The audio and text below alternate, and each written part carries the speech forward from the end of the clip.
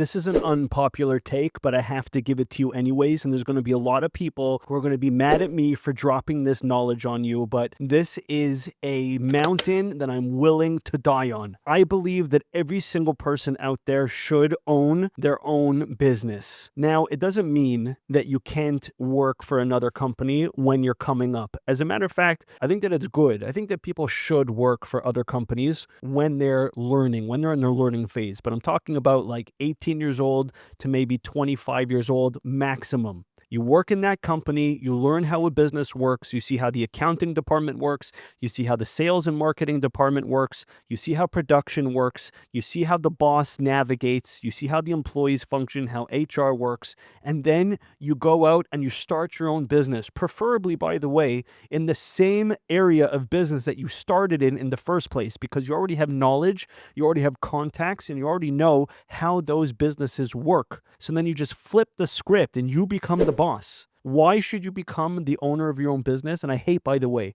I hate when people say, not everybody is supposed to own their own business. It's not meant for everybody. It's people that have given up on their dreams, people that have given up on the idea of potentially owning their own business one day. People want to stay complacent. They want to stay in a place that's easy. They go work for a job, they get a paycheck, they don't have headaches, they don't have taxes, they don't have customers, they don't have employees, they don't have any of these stresses. But what they do have is a big problem on their hands, because one of three things happens to employees every single time. Either A, they get fired. Either B, their job gets terminated because the company is going through some restructuring or the company goes bankrupt. Or C, if you manage to make it to the end of your career at 55 or 60 years old, the company will end up firing you. Listen to me, I'm in the recruiting business, and I will tell you that when we get resumes that are 50 years old, people that are 50 years old plus, whether you like it or not, whether people are going to publicly state it or not, when we go present those resumes to companies, people always say the same thing. They are too old. Imagine, God forbid, getting fired at the age of 50 years old, and you have to go find another job and nobody's hiring you, but you're going to live to 80, 85, 90 years old. What are you supposed to do for 40 years without an income? I don't care how much money you were able to save. I don't care how much you put away for your retirement. If you get fired at 50 and you can't find another job, you are in a lot of trouble. Versus when you're the owner of a business, your life is in your hands. Your power is in your hands. You are able to be the master of your own destiny.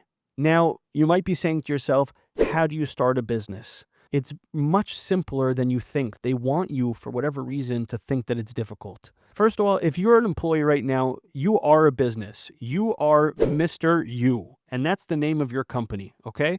But the problem is you have one customer. And your customer is your boss. So let's say you're a secretary, or you're an architect, or you are an accountant or a project manager. You have a client. That client is your boss. The problem is, as I mentioned before, if that client fires you, then you're left with zero clients, meaning you have zero income. Owning a business is the exact same as working for somebody else, except you're working for many people. The people that you're working for are called your clients. And a business could have 10, 20, 100, 1,000 clients. So if one client falls off, you still have revenue coming in from other places, and you're not doomed if you lose one or two or even half of your clients. So how do you start a business, practically speaking? Because it's very nice for me to tell you, go start your own business, but how do you do it practically speaking? I could only tell you how I did it. It's so simple, you're going to be shocked. But when I left my family business, and I had to leave that business because I had problems with my family, I wasn't getting along with them. I wasn't getting along with my brothers in business. It was very tough. We were three brothers in one business, and it was tough to get along, the three of us. And I had a choice. Either I could keep my family or I could keep my business, but I couldn't keep a family business. It wasn't working. So I remember one day I drove home and I walked into the front door of my house, and I started crying as I walked into the door. And my wife closed the door behind me. She gave me a big hug and she said, "You're not going back to that office. You're going to start your own business." She said, "I don't care if we have to suffer for a small period of time, but if we have to suffer short term for you to be successful long term, I'm willing to do that for you." By the way, it helps when you have a supportive spouse in the process, which I did, thank God.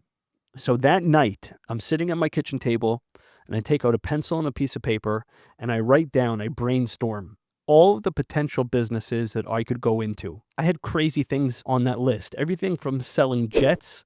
I wanted to be a private jet salesman, to selling flowers, to, I remember I had on there opening up my own chain of laundromats. I had about 20 things on that list. And one of the things that I had written down, this is probably 8, 9 years ago, was video production. I had really liked video production. I had experience with it. In my family business, one of the things that was one of my tasks was to do marketing for the company. So I had hired a video production company to do the production for us, and I was involved in writing the script. I was involved in the visuals. I was involved in the whole process, the whole production process, and I really liked it. And that video came out so good. I remember it was such a good way to open up new doors and to get new business. Whenever I would knock on a new company's door, I would send them the video, they would look at it, and all of a sudden, after 90 seconds, they knew exactly what my company does, exactly what we were about. I had instant trust and instant credibility. So I really liked that business, and I really liked the creative aspect of it. I happen to like being on camera also, as you could probably tell. So I said, this might be a good business to go into. So I circled that video production on my list. And the next day, when I was in between meetings at my family business, because I didn't quit right away, I still stayed on. By the way, that's an important part of starting your own business is don't give up your first stream of revenue until you have solidified your second stream of revenue. Because when you're starting a business, you want to cross over from whatever you're doing currently. You want to cross over a bridge into what you're going to be doing. And if you jump, then you could fall, and you could fall hard. So you want to create a bridge. So what I would do is, in between meetings, I would make phone calls to friends and family, and I would tell them about this new business that I was starting, that I was going into the video production business. And I had closed 6 contracts like that. I had closed 6 contracts before I ever left my family business. As soon as I had closed my 6th contract, I walked into my father's office. I said, "Dad, I love you, but I can't work here anymore." And I got to work right away in my new business. Now, not all 6 of those contracts went through. As a matter of fact, only 2 of those contracts went through. But those 2 contracts gave me enough runway, enough money to breathe for the next 2 months and to learn on the job. So my first sale that I made was to my father-in-law. I flew to Panama and I created a great, stunning video presentation of his real estate portfolio here in Panama. Then my second one was in Montreal. It was for one of my friends. They have a meat packing company.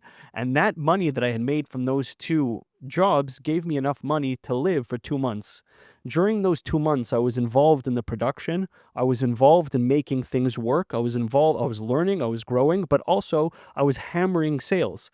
Again, I was calling my friends and family, anybody that I had previous relationships with, and I was trying to sell them on my new video production services. So who are the people that liked me and that I had done business with? Were all my contacts from my family business. By the way, the reason why I didn't go into my family business is because one of my business mentors told me that you cannot compete against your family business. You can't leave your family business and take all your contacts and then compete with them. That is immoral. So I had nothing. I had no assets. But what I did have was those relationships that I had built over 10 years in my family business. So the first people that I had called to start selling video production services to were my old clients from my family business. They already liked me. They already trusted me. I already had a relationship with them. So I would sell them video for their metal companies. I was in the metal business, so they had other types of metal businesses that we serviced, and I would sell them contracts, and I would bring in the contract one after the other after the other. Once you hit your power base and you start sort of running out of people in your power base, I'm talking about friends, family, past customers, past employers, you have to then start marketing to the outside world because you're going to run out of your power base pretty quickly. So then I started to hit LinkedIn and Facebook and Instagram and YouTube and all the social media platforms that I could get my hands on. And I would create videos about my experience, my journey in starting that business. And when I had a great day, I would post that we closed the contract and we had a great day. When I had a bad day, I would post about I had a bad day and how I lost a contract or I messed something up or a client was in pain. And people became emotionally invested in my journey, and people wanted to give me the business because they wanted to see me succeed. And I grew that business with God's help. In our last year of doing video, we did almost $2 million in sales in video production to small businesses. And it was a great business.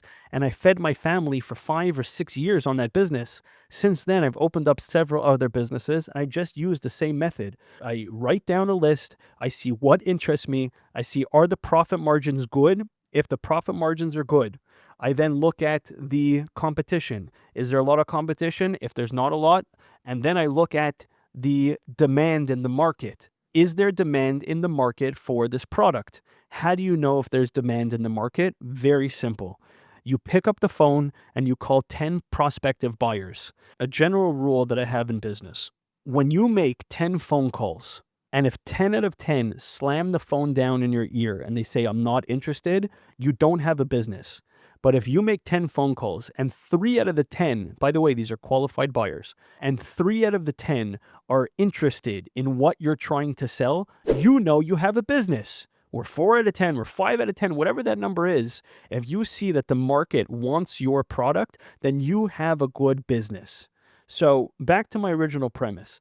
Every person out there, whether you're young or even whether you're old, in my humble opinion, you should aim to start your own business. That should be your overarching goal right now. It will give you financial freedom. Don't get me wrong. It will come with tons of headaches and tons of stresses. Everything comes with headaches and everything comes with stresses. I'd rather take any day the stresses and headaches that come with a business owner than the anxiety that comes with being an employee that you could get fired in an instant. I hope this video brought you value. If it did, please leave me a like, please leave me a comment, and please subscribe. God bless, and I can't wait to see how you do in your business ventures.